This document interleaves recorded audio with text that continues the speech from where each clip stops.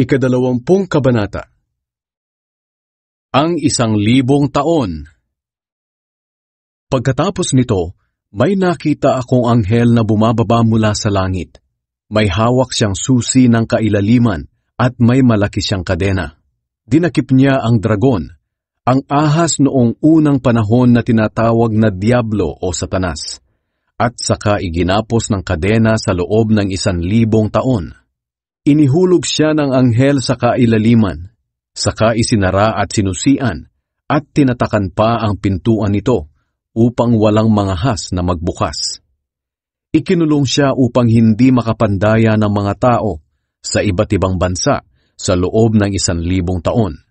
Pero pagkatapos ng 1,000 taon, pakakawalan siya sa loob ng maikling panahon.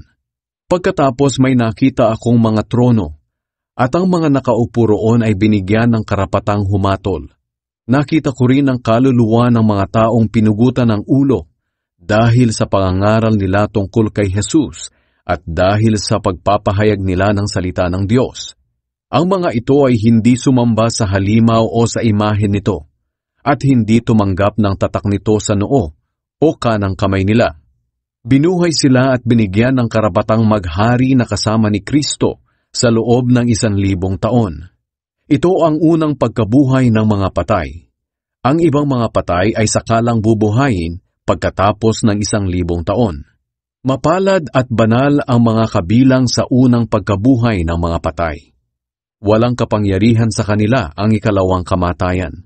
Magiging mga pari sila ng Diyos at ni Kristo, at maghaharing kasama niya sa loob ng 1,000 taon. Ang pagkatalo ni Satanas. Pagkatapos ng 1,000 taon, pakakawalan si Satanas mula sa kanyang bilangguan. Lalabas siya at dadayain ang mga bansa sa buong mundo, natatawaging Gog at Magog. Titipunin sila ni Satanas at isasama sa pakikipagdigma sa mga mananampalataya. At ang matitipon niyang mga sundalo ay kasindami ng buhangin sa tabing dagat na hindi kayang bilangin. Kakalat sila sa buong mundo at paliligiran nila ang kampo ng mga banal at ang pinakamamahal na lungsod. Pero pauulanan sila ng Diyos ng apoy mula sa langit, at mamamatay silang lahat. At si Satanas na dumaya sa kanila ay itatapon sa lawang apoy at asupre, na siya ring pinagtapunan ng halimaw at ng huwad at sinungaling na propeta. Magkakasama silang parurusahan at pahihirapan, araw-gabi, magpakailanman. Ang huling paghatol. Pagkatapos nakita ko ang malaki at puting trono, at ang nakaupo roon. Ang langit at ang lupa ay biglang naglaho at hindi na nakita. At nakita ko ang mga namatay, taniyag at hindi, na nakatayo sa harap ng trono. Binuksan ang mga aklat, pati na ang aklat na listahan ng mga taong binigyan ng buhay na walang hanggan.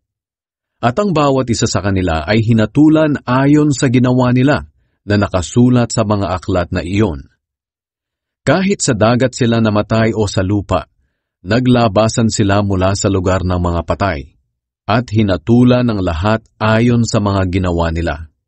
At ang sinumang hindi nakasulat ang pangalan sa aklat na listahan ng mga taong binigyan ng buhay na walang hanggan, ay itinapon sa lawang apoy. Pagkatapos itinapon din doon ang kamatayan at ang Hades. Ang parusang ito sa lawang apoy ay ang ikalawang kamatayan.